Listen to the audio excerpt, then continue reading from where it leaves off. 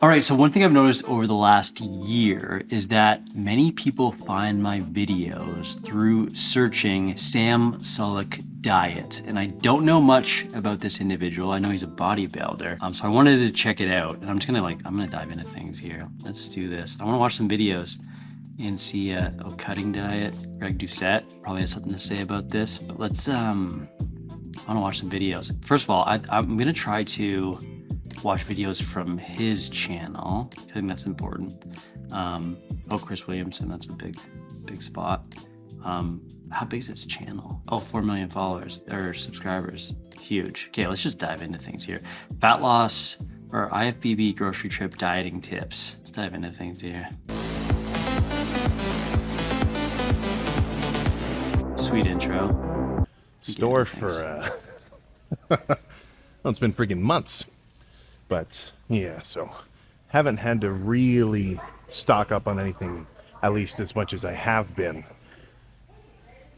kind of just because I wanted this bulk to be a little smoother, right, a little more gradual. I don't need to start off with 5,000 calories off. Okay, a few things here. I'm a little confused around dieting tips, but on a bulk. Usually people talking about those two things those are like conflicting or the opposites in most cases, but I mean, in the sense he's on a bulk. He's also talking about having to consume 5,000 calories, which checks out, it makes sense just based on the way he looks over this grocery cart. He's a huge dude. I think, honestly, a lot of times when we're trying to make some changes within our nutrition, doing like the minimal amount we need to see progress always makes sense. So he's, referencing not eating tons of food in order just to gain weight and always having a place to go and eating more food. So I'm liking that. That makes sense to me. Because, I mean, what am I supposed to do, right? If I just came from a dieting phase and I've been eating 2,000, 2,500 calories on average, what does that mean? That means that 2,000 calories is my regular intake, right? That's as much gas as I need to fill my tank for, a week, 2 weeks, whatever. Just as like an analogy. So if I want to start gaining weight, I just have to eat a little more. I don't have to jump from 2,000 to 4,000. It just doesn't make any sense. Yeah, I mean, your body's gonna adapt metabolism wise to like whatever you're doing, and obviously it's gonna be quite a lower body weight on that level of calories. Be it a deficit, it's lower. But I don't know. I like to describe this stuff as like the thermostat method, right? If you want to change the temperature in your house, just adjusting a little bit, letting the furnace kick in, or letting the air conditioner kick in to bring the temperature down. Let it adjust, see how things go, and go from there. That's the best way of doing things. But it does mean that you have a pretty good handle on the total amount of calories that you're consuming and where those calories are coming from. So following it that way makes sense. I don't know, nothing that I've gathered so far about this. I'm having a feeling it's probably going to be a food quality thing at some point where people are kind of interested in it or frown upon it. But everything he's describing so far makes a lot of sense in terms of how you would approach nutrition to get leaner or to gain weight. I don't know. It all checks out to me. You'd kind of start spilling over, as it were, and not in a good way. I'm not talking like, oh, I'm getting so full. No, if I went from instant 5,000 from 2,000, I would see a substantial weight gain, like pretty quick, but it wouldn't be good weight, because that's far too much of a deficit than what's actually even necessary, because if I go from I mean, just imagine it, right? Imagine. Can't believe he hasn't picked up anything yet. He's trying to get some mostly steps in. As someone that's films in places, I know he's probably just doing the intro here more than anything. But extra calories, totally unnecessary. Apart from maybe the 3,000 I might really utilize for workout recovery, hypertrophy, everything else. It's like there's a sweet spot of a calorie surplus. Right? This is maintenance. This is a little higher, right? And this is kind of the green zone where you eat enough, you're growing, you're recovering, you're getting bigger and stronger, but you're not getting too soft, So the bigger that this surplus becomes, you'll reach a point where it's unnecessarily big. Yeah, anytime we gain weight or lose weight, it's going to be a combination of tissue, right? Ideally, we would be gaining all muscle. But he's right to say though, the quicker you gain that weight, the higher the proportion will be of fat.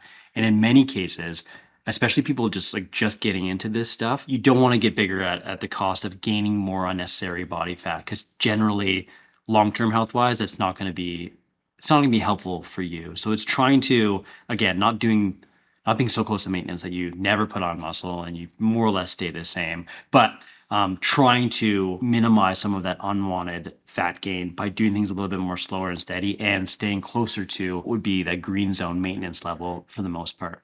Let's watch a little bit more about this. I'm going to check out where you guys Now, replay the most part. I think these microwavable rice packets are sweet just because they're, quick, instant, 30, or I guess, a few minutes in the microwave. And I just like them. But Yeah, I mean, from a convenience standpoint, without a doubt, the pre-cooked rice packs, Uncle Ben's, very, very convenient. I do think originally, I mean, there's different flavors as well, like, coconut flavored ones. You got both like basmati and jasmine rice. Doesn't just have to be white rice and stuff for a little bit of variety, especially like, just buying a smaller pack of that, using it every once in a while makes total sense. I have noticed, like, obviously, there are some different preservatives and like maybe stabilizers and stuff in that. Like, not that I'm anti convenience or additives at times, but probably one of those things where if you can make your own rice most of the time, it's a good idea just to like invest in a rice cooker and cook it from dry, as opposed to this stuff and using this just for convenience. Again, I don't think there's anything wrong with it long term, but I mean, to each their own. I have a feeling that this is where a lot of this stuff is going, is people want to know about his choices within the calories and yeah, macronutrients. usually these are pretty solid. I always end up getting the, kind of a more flavored version. There we go. I like these. These are good. But only 4. And then the rest of my rice intake, I've been leaning towards a little more stuff like this. There you go. Right. Yeah. I'm talking a box. A little bit of variety for your carb choices. Keep things interesting. I think it makes sense. I personally add minute rice to the rice cooker and cook it. It's just the most convenient thing. A lot of people will obviously cook that and like stovetop in a pot, but I don't know. It's like easier, quicker. Works Of for any me. kind of instant rice. I'm not a rice cooker utilizer just yet. I do need to kind of bust that out. But the instant Man, rices work got pretty it. freaking well. I'm talking way out, 200-ish grams dry, maybe more like 150 actually. Pour in just enough water that there's maybe like, I don't First really measure knuckle. it out perfectly. I just kind of have a gist of how much I need. But I add just enough where I can tell the rice is definitely floating around in the water, but it's not so watery that it won't all kind of absorb. Maybe look up how much water for how many grams of rice. Yeah, to me, you find something that works and you do it most of the time, and then you just repeat it would be the biggest thing and adjust from there. It's a lot like the actual nutrition process. I don't know why are people giving this Five guy a minutes in the hard time? microwave, ends up perfect. So that is instantly mixable with a Maybe they're certain not. browned pan-fried meat. So I think we gotta head over to that next. We're gonna beef it up All right, I here. lied. So for anyone a little more dieting centric, I don't want to just make this trip for my my fellow bulking lifters. I'm a big fan of this, right? I'm talking high fiber tortillas. There's a whole friggin' wall of them. Try out a few. I I would love to see the macros on those specific tortillas and wraps because they look real white, and I'm interested to know what the fiber See what really source is. works. I will say with all of the, there's kind of a debate because if you're, a carb centric tortilla brand like this, obviously you're going to want to make it seem like it's got the most fiber and the lowest calories possible. So, take that into account. There is like a 25% ratio of leeway that all these kind of food products have where, it's not like everything is perfectly 70 grams per tortilla, right? So they get some leeway when they write it onto these labels. I'd say for the most part, something in a bag like that. I think like bakery style stuff, you got to be really mindful of, like in the grocery store, because sometimes the nutritional information will be for like 50 grams of bread or 70 grams of bread. It says 2 slices, but like those can quite vary. But I can't imagine something in a package like that.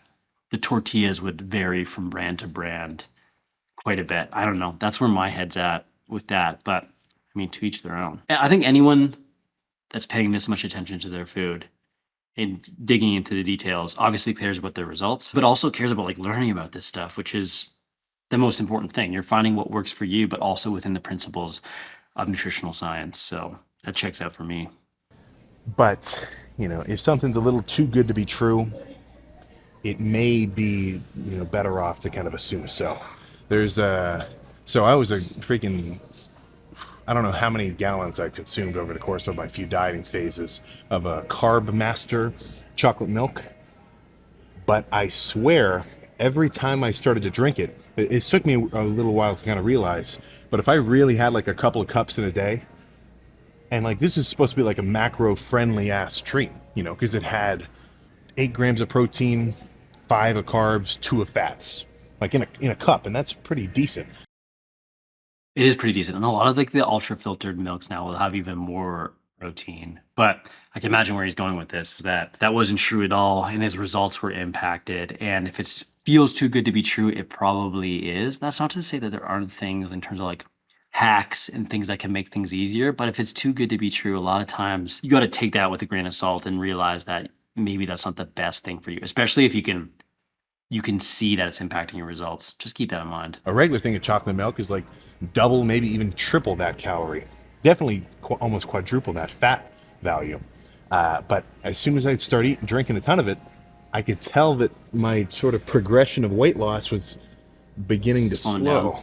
slow. So I think that was probably the most blatant example of either just lying or exaggeration of the calorie value. Go to this most replay part. Okay, so eating oatmeal, like the more processed ones with the flavors added. To me personally, like if you add berries and some sort of flavored protein powder to your oatmeal already, like you don't need this type of flavoring.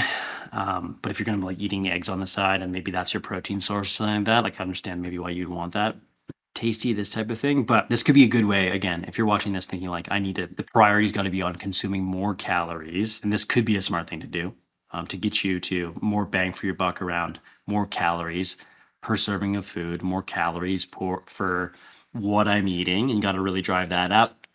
With that being said, though, I know a lot of people are like, I want to get leaner and focus on that.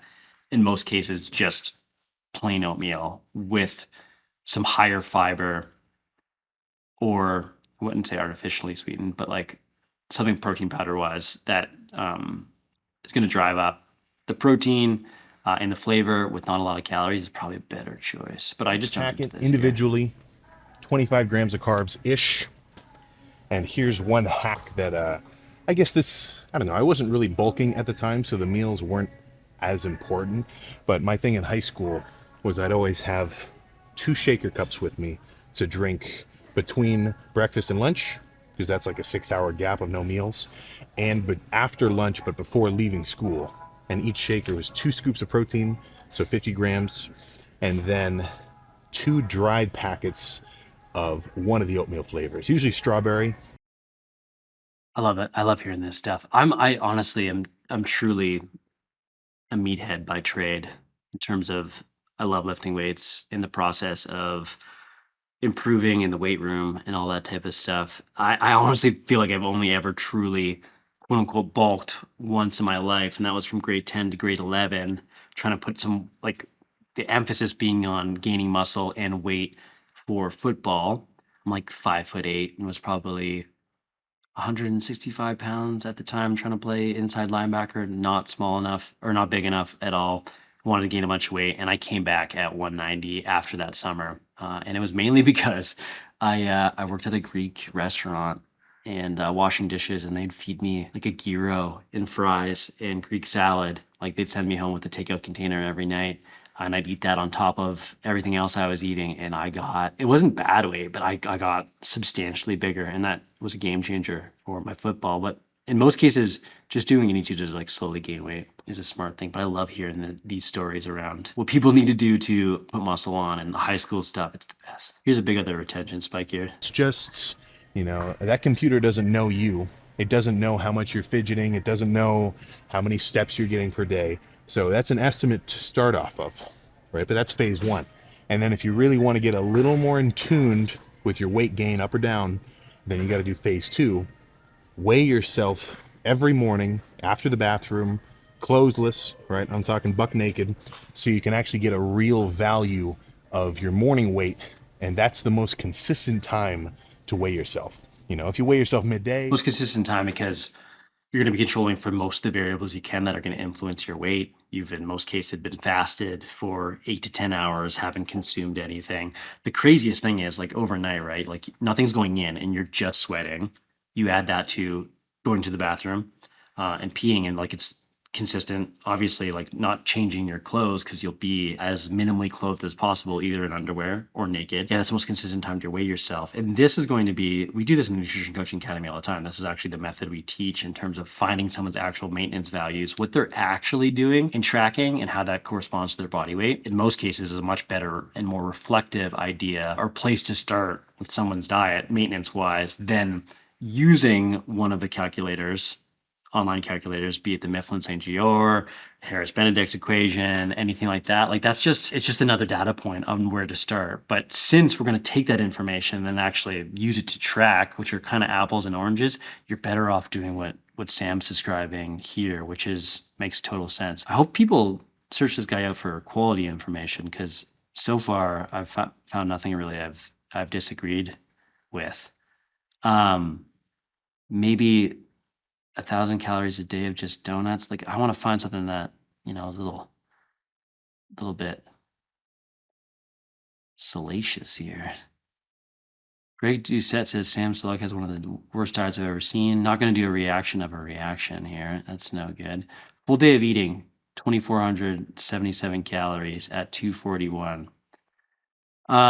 A few things before we dive into this. I personally, I don't mind full day of eating videos. I think people should use them and watch them for inspiration and how to get actionable around certain things. I don't know many people that literally just start this stuff and then follow the exact diet for extended periods of time. Like, I don't know, you guys correct me if I'm wrong, but it honestly just don't feel like it's happening. I think what people do is they see it, they try certain things, they work in elements of it, what works, what doesn't, adjust it to their own appetite and energy levels and that type of stuff. Like that's the way to do this type of stuff. I don't think anyone's following it right away. And I mean, the detractors to that type of stuff are always thinking like, we shouldn't follow what exactly someone's doing because it's not made for you and it's not that type of stuff. And to me, I don't know, I just think I just don't think people are doing it like that for the most part. Like I think you use this, you follow this stuff, you check out what it's about, you learn things through the process, why they do certain things. That's the best way to learn, is putting something into action and going from there.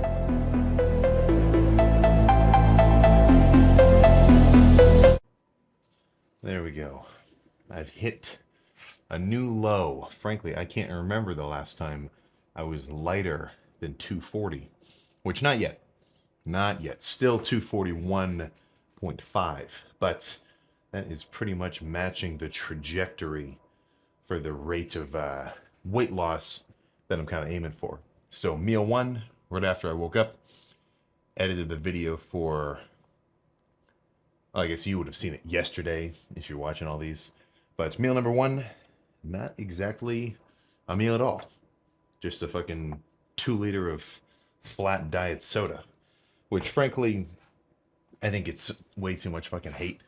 I think it would be way crazier for somebody to drink even 2 cans of a regular full sugar soda than it would be to drink a full 2 liter of a diet soda. I agree with everything except for why calling this meal one. I don't know if he's doing some fasting. Maybe he'll describe that a little bit more in terms of. I honestly, on a dieting phase, I don't see why fasting is just a great way of rearranging your meals to manage your appetite, which is the toughest thing about staying in a deficit. So that makes sense to me. Does it need to be all diet soda? Like, I don't know, from a carbonation perspective, like that would ruin me.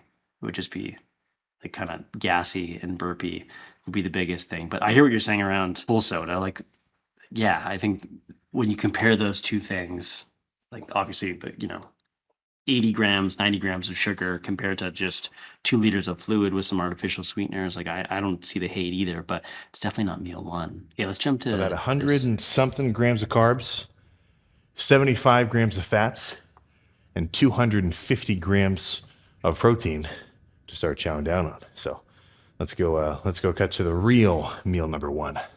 Yeah, there we go. Okay, that makes So sense. some time has passed, but we're still pretty much in the exact same freaking spot.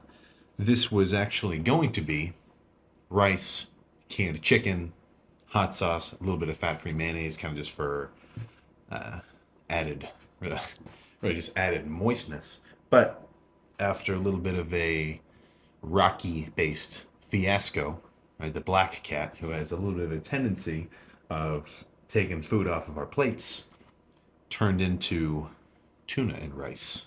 So that fat-free mayonnaise really did come in clutch. I'm a dog guy, so I don't fully understand the cat thing. But yeah, I can imagine if anything, I would leave any food at knee level. The dogs are getting it. We have multiple dogs. Oh man, being able to like if it was at table level and something was stealing my food, I'd be, especially while dieting. He's in a good place right now. He's in much better mood than I would be, I would think.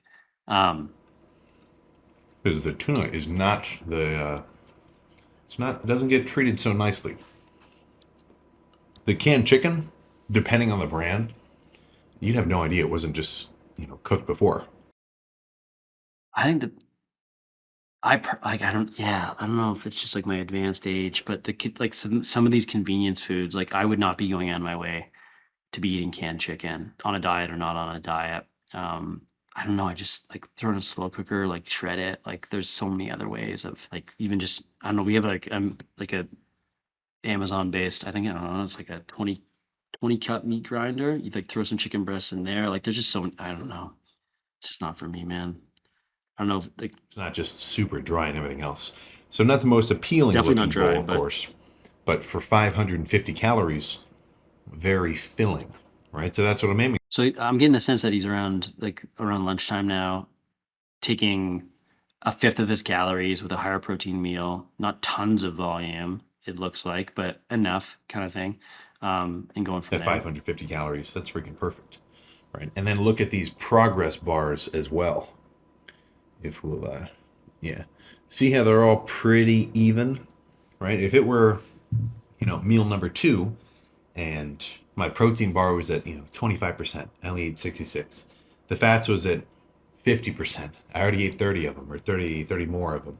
And the carbs was all the way to the max. Like I've eaten my daily allotment 150, and it's only 3 o'clock in the evening. That means all the rest of my meals, even though I might be under my calorie limit, Have to be protein and fat, and that's no fun. You're playing macro Tetris and stuff, so got to balance your meals. I think this makes a lot of sense to me. I think the biggest thing is what I'm gathering from this, and let's take a look at this guy's progress. Where's the posting? Is it coming?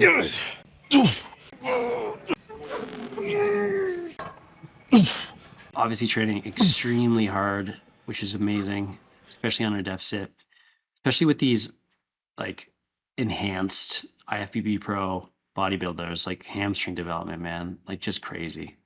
Really, really good. I think the biggest thing is when you're watching this stuff and comparing to yourself and what you need to do is again, use it for inspiration, get some ideas, get a better sense of what you need to do on an individual level, which I don't think um, Sam is against in any capacity. And take some of those elements of what you learned and work it into yourself. I'm not seeing anything here that I don't think others can learn from. Um, or is like negative or any of that sense. So when I first was poking around with this stuff and thought, like, what am I going to learn here? Maybe, am I missing something? You guys got to let me know down in the comments. Worst diet ever. What is Greg seeing that I'm not here? Maybe it's just the title. You got to eat foods that make you. Is it going to be fast food? it's not like I couldn't, go to Wendy's and get another spicy chicken sandwich, but I got to be able to accept the fact that that's 500 calories all at once. And it honestly might not make me feel that full for that long. It's not like I couldn't go to Wendy's and get another spicy chicken sandwich. I'm not seeing anything here. That's too crazy. Hey, if there's other videos from Sam that I gotta check out that people are like, this is not the way to do things, I'd love to take a closer look. But for the most part, I think what I'm seeing is like, get a better sense of what you need to be doing on an individual level. Do things slow and controlled with the thermostat method to get a better sense of where you're at, what you're gonna need to do to get results, and don't deviate too far from that or push too far in another direction so you lose weight too quickly and lose a bunch of muscle or gain too much unwanted fat, and be smart about things and adjust from there on an individual level. There's definitely, some hacks and maybe some reliance on convenience foods, but I think that's what a lot of people need to do to get to the level that someone like this is at. And yeah, it's a full-time job. And maybe there's an argument to be made that he could be doing things, I don't know, like, taking more time to do that kind of stuff, and maybe it's better for his overall health, but it's clearly working for him, and I wouldn't knock him based on that. If you're liking these type of reviews, number one, I'm gonna check out more of Sam's stuff, and you guys gotta let me know if there's anything I should review specifically from him or anything that I missed. Let me know down in the comments below. I've done other videos like this in the past. They've went over really, really well. If you enjoyed this one, you should also check out the review I did of David Goggins' diet, where he lost 100 plus pounds in just 90 days. We're gonna leave her there for today. Check out that video I've linked up right here. I'll see you in the next one.